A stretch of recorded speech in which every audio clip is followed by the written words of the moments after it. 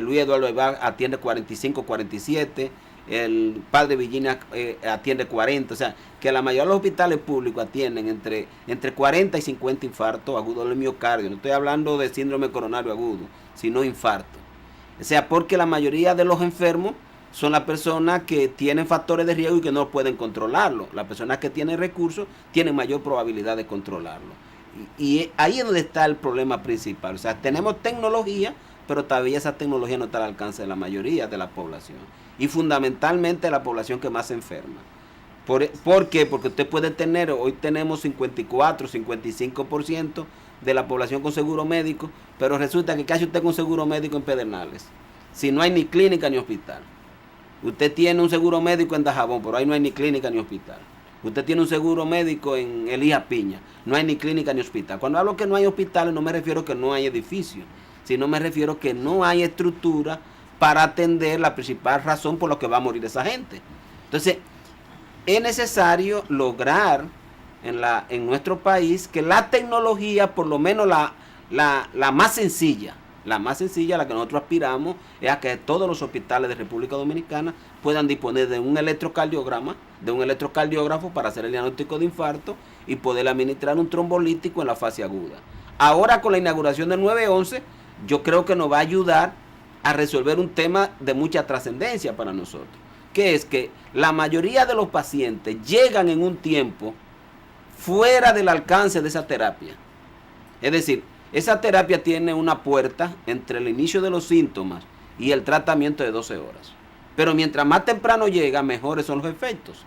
Porque después de 12 horas se sabe que hay mucha célula cardíaca que ha muerto. De ahí que ahora con la integración del 911, pues uno aspira a que el paciente pueda llegar más rápido a los hospitales. Inclusive estuvimos discutiendo con el jefe del 911, con Mario García, que a la luz del Congreso que hicimos recientemente, los egresados del Seguro Social, discutiendo la posibilidad de que el propio 911 tenga integrado los síntomas de alerta del infarto agudo del miocardio para ir rápidamente a buscarlo en una primera etapa y luego discutir con ellos la posibilidad de que la terapia trombolítica o fibrinolítica la puedan administrar los propios técnicos que van y requieren al paciente, aunque tengamos un centro. Nosotros hemos dicho que siempre estamos dispuestos a eso como servicio de cardiología y los 140 egresados nuestros de hoy con el celular, una fotografía al electro, nos lo mandan y responderle sí, trombolízalo porque es un infarto agudo de miocardio con elevación del cemento ST. O sea que hoy siempre hay disponibilidades,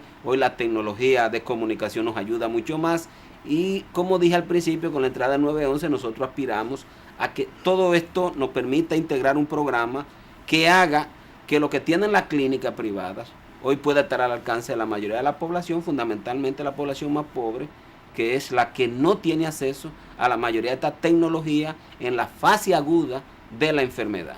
En términos de medicamentos, ustedes saben que nos faltan algunas cositas todavía, como es por ejemplo modificar el plan de medicamentos esenciales. ¿Por qué? Porque la mayoría de los seguros le niegan a la población los medicamentos nuevos que salen, porque no se actualiza el plan el catálogo. Bueno, lo que se llama el listado de medicamentos esenciales, que lo debe hacer el Ministerio de Salud Pública. Que nada más es decir, bueno, aquí hay en antihipertensivo, aquí tenemos estos nuevos medicamentos, en diabetes tenemos estos nuevos medicamentos, porque si no, cuando el paciente va al seguro, el seguro dice no está en el listado de medicamentos esenciales, no se lo dan, ese paciente que es muy pobre, entonces simple y llanamente nunca vamos a controlar los factores de riesgo. Y aquí lo que se necesita es que las personas puedan acceder a la tecnología que está disponible. Y yo creo que hoy hay políticas públicas aprobadas que nos permitieran, haciendo algunos ajustes y tener más preocupación, que cada quien haga lo que le corresponde. Si el Ministerio de Salud Pública le corresponde revisar el listado, que lo revise. Al Consejo le corresponde revisar el listado de procedimientos que están incluidos en el plan básico y que han venido otros que son mejores que los anteriores. Pues hay que incluirlo y sacar los anteriores, porque no se justifica que la gente esté recibiendo tratamientos con procedimientos que tienen menos efectividad que otros más modernos, con lo cual vamos a tener mejores resultados. O sea, la lucha por lograr servicios de salud de calidad y más en el área cardiovascular, siempre vamos a tener que mantenerla, porque hay mucha gente que no comprende que el no disponer de este tipo de tecnología termina con mucha frecuencia en la muerte de gente que pudimos haber evitado esa catástrofe que significa la muerte para la familia. Amigos, vamos a una pausa en esta conversación que sostenemos con el doctor Fulgencio Severino. No se muevan, en unos momentos regresamos.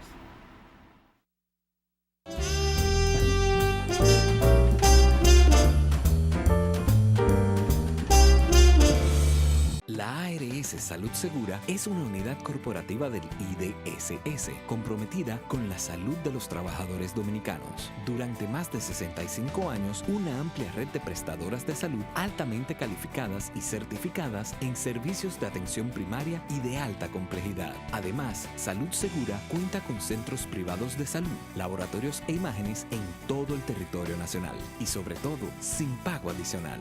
No pagues diferencia. ARS Salud Segura, porque tu salud es lo primero. Tomando en cuenta las medidas de seguridad en tu trabajo, evitas accidentes laborales y podrás regresar sano a tu hogar y a los tuyos. Adopta las posturas para el manejo de cargas. Si la misma es muy pesada, solicita ayuda. Si trabajas sentado, mantén tu cuerpo en posición correcta. Así evitas fatiga y tu labor será más productiva. Ten presente que tu empleador debe reportar a la ARL todo incidente laboral que te ocurra. Recuerda, la prevención contribuye a la salud laboral. Administradora de Riesgos Laborales, para que trabajes sin preocupaciones.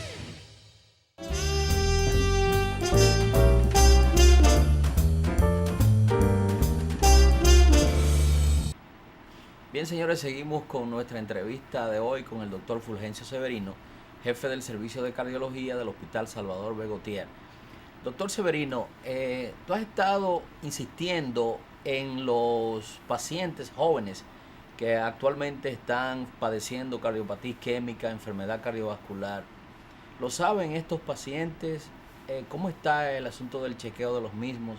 Hablaste de los factores de riesgo que hay que controlar. ¿Realmente estamos en nuestro país ya haciendo conciencia de que cada día las enfermedades cardiovasculares son causa de morbilidad y mortalidad en la juventud, en gente joven, ¿no? Fíjate, yo creo que República Dominicana tiene estructura sanitaria suficiente para lograr una cobertura universal. Lamentablemente el sistema está muy fragmentado, porque el sistema tenemos el Ministerio de Salud Pública con una red, la más grande del país, 15.000 médicos, 164 hospitales, casi 1.200 UNAP. O sea, estamos hablando de la red más grande que hay en la República Dominicana. Por el otro lado tenemos el segmento de la seguridad social, que la mayoría de ellos se ven en clínicas privadas. Entonces, no hay duda que hay la posibilidad. El problema está en poder integrar todo.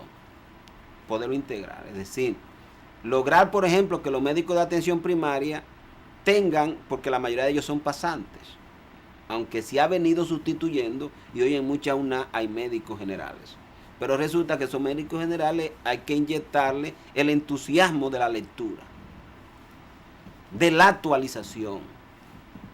Porque ellos no saben hoy en día, si no han ido a los congresos más recientes, de que hoy un hipertenso para una persona más de 60 años cuando tiene la presión por encima de 150-90. Porque hace apenas unos meses estábamos manejando 140-90. O sea que hay la posibilidad que te estén sobremedicando pacientes que no le estamos haciendo beneficios. Porque lamentablemente la medicina es una ciencia inexacta. Porque es una ciencia que se basa en investigaciones. Y cada vez que salen investigaciones nuevas, hay que tener acceso a ellas. Entonces hay que disponer de una red de comunicación con los médicos que hacen atención primaria, de tal manera de cada cierto tiempo estar haciendo eventos de educación en el control de los principales factores de riesgo, que es su principal papel. O sea, hoy un médico de atención primaria debería saber lo que es el hipertenso al día de hoy, pero no lo va a saber, porque eso apenas lo estamos manejando los cardiólogos en los últimos 3 meses. Entonces, como elemento número 1. El segundo elemento, que es muy importante, yo digo porque es incentivar a los médicos de atención primaria para que logren el 100% del chequeo de la población. Por ejemplo, en España, cuando uno va a visitar, en España le dan un incentivo, cuando la UNAT logra que por lo menos el 100% de esa población ha tenido un chequeo médico, pero con con lo que sería un reglamento de actuación o lo que sería un protocolo. De si tiene más de 40 años, hay que hacerle colesterol, hay que hacerle glicemia. Si tiene estos factores de riesgo que está en sobrepeso, hay que hacerle colesterol y hay que hacerle glicemia, aunque nada más tenga 15 años. Hay que pesarlo para determinar el índice de masa corporal. Me refiero en el área de la cardiología. Igualmente todas las demás áreas podrán intervenir para poder hacer este protocolo de atención que permita real y efectivamente una prevención cardiovascular o una prevención primaria, porque se supone que el médico de atención primaria está más orientado a la prevención. Alrededor de eso, entonces debe tenerse identificado qué % de la población ya está recibiendo medicamentos y cuál está recibiendo el medicamento a la dosis adecuada. Porque tú y yo como cardiólogos sabemos que nadie logra controlar el 100%, ni aquí ni en ninguna parte. Todo el mundo tiene entre un 20 y un 30% de pacientes no controlados, que son los denominados resistentes. En todas partes del mundo. Los denominados resistentes los tenemos todos, que son, por más medicamentos que le dan, no logramos llegar a la meta de los 140, 90, por debajo de ahí para personas de menos de 60 años y 150, 90 para las personas de más de 60 años. Ahora, ¿quién ve ese paciente de una comunidad pobre? Que movilizarse al hospital más cercano donde tal vez tenga el cardiólogo o el internista, eso le cuesta una cantidad de dinero. O sea, tal vez haya que articular de que el médico que esté en la clínica, pues digo, en el hospital más cercano tenga que hacer algunos operativos médicos, como se hacen mucho en actividades políticas, pero ya desde el ministerio, hacerle el electrocardiograma, porque el problema muchas veces que uno ve en la población más empobrecida es la dificultad para poderse trasladar para algunos chequeos completos. Hoy en día existen los ecocardiógrafos portátiles, o sea que se pueden agarrar y decir, bueno, vamos a chequear a esta población, médico guárdelo, este grupo de pacientes que tiene datos de hipertrofia por el electrocardiograma, que tiene datos de falla cardíaca y no se puede trasladar al hospital, pues ya hoy con un portátil, Salud Pública ha comprado muchísimos portátiles, tú te puedes trasladar al lugar. Porque es un portátil igual que una computadora hoy. Naturalmente tiene que tener al médico, que se sienta bien cómodo, que reciba cierta remuneración salarial que le permita hacer ese tipo de actividad, porque es el otro elemento muy grave que hay aquí, es el problema salarial, que hace que el médico tenga que tener 3, 4 y 5 empleos, y entonces no se puede disponer de él fuera del horario común, porque está en otro lugar. Pero pienso de todas maneras que tenemos las condiciones desde el punto de vista de infraestructura para garantizar que podamos asistir a la población en más de un 90%, porque hasta que no podamos tener un chequeo de casi el 100% de la población, aunque sea una vez al año, se nos va a ser difícil poder decir que vamos a controlar los factores de riesgo. Porque aunque la gente tiene la idea que la atención primaria es vocear, pues no, la atención primaria también es controlar factores que son de intervención. O sea, para usted poder controlar el tema de la presión arterial, es verdad que hay una campaña para reducir el consumo de sal. Ese es un componente, pero hay otro grupo de pacientes que necesitan el medicamento. Entonces tú tienes que buscar quién lo va a chequear, quién se lo va a indicar, quién va a controlar la dosis del medicamento. Entonces eso necesita un chequeo médico. Igualmente que el perfil lipídico. El perfil lipídico, sí, vamos a caminar, vamos a comer bien, pero hay un grupo de pacientes que todos sabemos que van a necesitar el medicamento independientemente que camine, que coma adecuadamente, va a tener el colesterol elevado y vamos a tener que utilizar medicamentos para controlarlo. O sea, de tal manera que hay que combinar todas las herramientas de atención que hoy se conocen, la colectiva con la campaña, la intervención en los negocios para toda esta comida rápida, venenosa que tenemos en el mercado, controlarla. O sea, hoy una buena cantidad de los adolescentes y los jóvenes están hoy en obesidad, están más obesos que nosotros, los más viejos. ¿Y eso por qué? Porque los muchachos hoy lo que quieren es pizza, comida rápida, hamburgues, Burger King, todo este tipo de cosas. Entonces los gobiernos negocian eso. Es decir, bueno, yo quiero que tú me busques algo que al muchacho le guste, pero en vez de ser frita, yo quiero que tú me la hornees. Se come mejor ahora. Antes bueno, con mejor sabor, pero antes la gente comía más sano. Más sanamente. Y caminábamos más, porque antes tú recuerdas cuando, bueno, tú no estudiaste la UAP, tú eras pobre, pero nosotros los pobres teníamos que ir de aquí de Cristo Rey a la UAP, pero no había vehículo. No, yo tenía que ir de Santiago, de La Vega a Santiago a pie. No, a pie no, porque en un motoconcho. No. Entonces creo que esos elementos se pueden combinar hoy en día. En República Dominicana hay condiciones, pero necesita un Ministerio de Salud que planifique eso.